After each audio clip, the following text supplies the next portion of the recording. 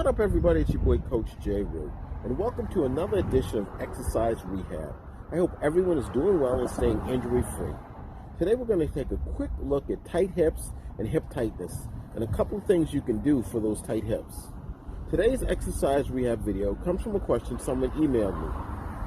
Dear Coach J. Rue, I'm writing because lately, every time I try and do lower body work, I have to stop because my hips are so tight.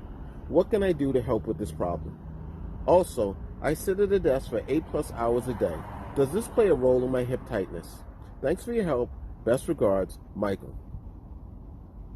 Well, Michael, let me start by saying that sitting at a desk for numerous hours will play a major role in your hip tightness. When sitting for long periods of time, the hip region muscles, especially the front, start to tighten and become shorter. Second, when we're sitting for long periods of time, our glute muscles become deactivated. The combination of these two changes drastically affects how we move and walk and can often lead to chiropractic back and hip pain.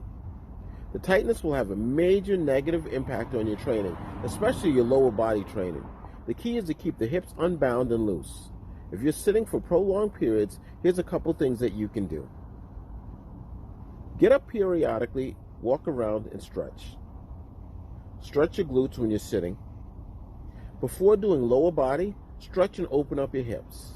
Here are a couple of hip opening exercises that you can do.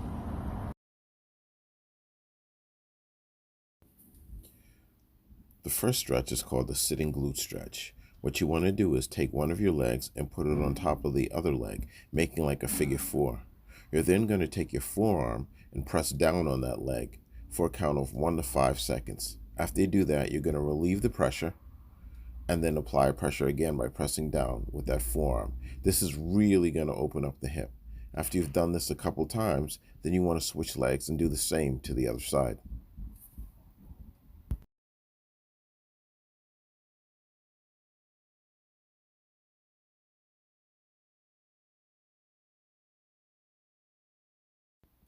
The next movement is called the sitting band abduction.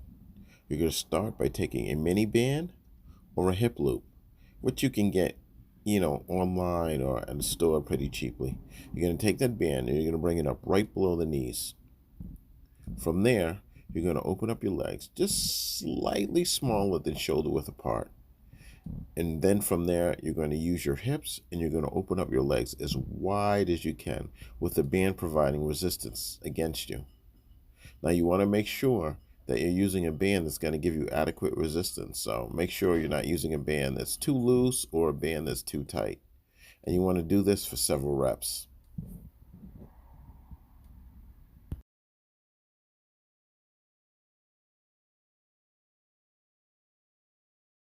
So our next movement is the leaning hip stretch.